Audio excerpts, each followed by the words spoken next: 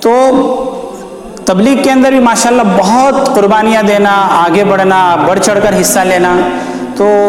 بہت ماشاءاللہ لوگ ان کو ابھی بھی یاد کرتے ہیں، لیکن جیسی قدر کرنی چاہیے تھی ہم نے ان کی ویسی قدر نہیں کی۔ تو میں جیسے بتاتا ہوں نا کہ ہمارا معاملہ تو ایسے ہی کہ جب انسان چلا جاتا ہے جب تک وہ رہتا ہے، کسی انگریز نے کہا تھا کہ بھائی مرنے کے بعد آپ پھول چڑھاتے ہو تو اس کی زندگی میں پھول چڑھا دو، اس کی زندگی کے اندر اگر آپ پھول چڑھاؤ گے تو وہ بھی خوش ہو جائے گا، آپ بھی خوش ہوگی۔ مرنے کے بعد ہم لوگوں کی تعریف کرتے ہیں، تو زندہ رہتے جب تعریف نہیں کرتے تب بدنامی کرتے ہیں، تو جب زندہ رہے تب تعریف کر دو، وہ بھی خوش ہو جائے گا، آپ کو بھی دعائیں ملے گی۔ تو یہ ساری چیزیں ہیں، تو ہمیں چاہیے کہ ہم اہل علم کی قدر کریں، جو ہے ان کی قدر کریں۔ ایک بہت ہی افسوسناک حادثہ جو حافظ صاحب کے ساتھ ہوا تھا وہ اصل مجھے شیئر کرنا ہے۔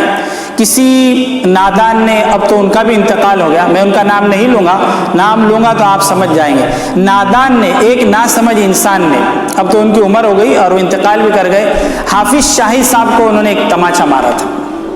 اور یہ خبر معتبر ذرائع سے میرے پاس پہنچی ہے۔ ہاں، جن لوگوں نے اپنی آنکھوں سے دیکھا تھا ان لوگوں نے کہا ہے کہ حافظ شاہی صاحب جو امام مسجد ہیں، کاجو پاڑی کی مسجد کے جو امام تھے، تو ایک شخص نے انہیں ایک تماچا مارا تھا، لیکن کیا کہنے حافظ صاحب کے صبر کے اور ان کے جذبے کے، سلام کرتا ہوں ان کے صبر کو، ان کے جذبے کو، انہوں نے کوئی جواب نہیں دیا، خاموش رہے، صبر کیا۔ اور جب یہ بندہ مرا ہے نا، کون، جس نے تماچا مارا تھا، یہ جب مرا ہے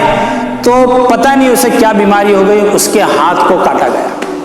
ہاں، یہ عبرت کا سامان ہے میرے لیے اور آپ کے لیے، اس کے ہاتھ کو کاٹا گیا۔ جس ہاتھ سے اس نے مارا تھا نا، جس ہاتھ سے اس نے حافظ شاہی صاحب کے چہرے کے اوپر مارا تھا، ہاتھ اٹھایا تھا، حالانکہ اب تو اس کی عمر ہو چکی تھی، بڑا ہو گیا تھا، لیکن مرنے سے پہلے اللہ نے اسے بتایا کہ اس کے ہاتھ کو کاٹ دیا گیا۔ تو ہمیں بہت ڈرنا چاہیے اور اہل علم کی ہمیں قدر کرنا چاہیے۔ یہ عجیب و غریب معاملہ ہوتا ہے، ایک مفتی ہوتا ہے علاقے کا ایک امام ہوتا ہے، علاقے کا ایک عالم ہوتا ہے، وہ سارے علاقے کو سنبھالتا ہے۔ بستی کے اندر 500 لوگ، 1000 لوگ ہوتے ہیں، وہ سارے علاقے والے اور لوگوں کو سنبھالتا ہے، لیکن معاملہ یہ ہوتا ہے کہ سارے لوگ مل کر بھی ایک عالم کو نہیں سنبھال سکتے۔ یہ بہت بڑا المیہ ہمارا۔ اور حالانکہ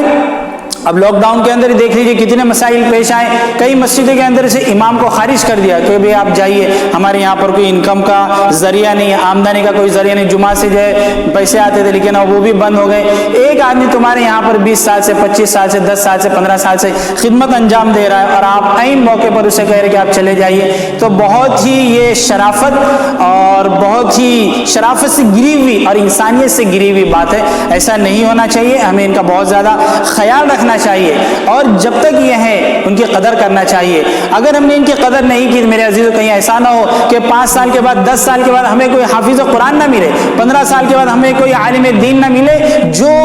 ان کو قرآن کریم پڑھانے والا ہو۔ اگر ہمارے پاس عالم حافظ نہیں رہے تو ہمارے بچوں کو قرآن کون سکھائے گا، ہمارے بچوں کو دینی تعلیم کون دے گا، ہمارے بچوں کو اسلامی تعلیم کون دے گا؟ اس سے تو ہم بالکل محروم رہ جائیں گے، یہ بہت بڑی بدنصیبی ہوگی اور بہت زبردست نقصان ہوگا۔ تو اس لیے چاہیے کہ ہم اس بات کا خیال رکھیں، اور اہل علم سے بھی میں کہوں گا، اماموں سے بھی کہوں گا، مفتی عالموں سے بھی کہوں گا کہ صرف آپ جو ہے امامت کی حد تک اپنے آپ کو محدود نہ رکھیں، بلکہ چھوٹا موٹا کاروبار بھی کرے، تجارت بھی کرے، کچھ نہ کچھ بزنس وہ شروع کرے۔ صرف مسجد کے ماتحت رہتے ہوئے، مسجد کے انڈر میں رہتے ہوئے اور مدرسے اور مکتب کے اندر رہتے ہوئے زندگی نہ گزارے، وہ کاروبار اور تجارت کے اندر بھی آگے بڑھنے کی کوشش کریں، کیونکہ لاک ڈاؤن نے بہت ساری چیزیں ہمیں سکھا دیے، لاک ڈاؤن نے بہت ساری چیزیں ہمیں بتائیے کہ دیکھو اگر ہم صرف ایک ہی چیز کے اوپر اگر ڈیپینڈ رہتے ہیں تو بہت بڑا نقصان ہمیں اٹھانا پڑتا ہے۔ اللہ رب العالمین سے دعا کہ اللہ ہم تمام کو ایک دوسرے کی قدر کرنے کی، ایک دوسرے کی عزت کرنے کی، ایک دوسرے کا احترام کرنے کی توفیق نصیب فرمائے۔ وآخر دعوانا الحمدللہ رب العالمین۔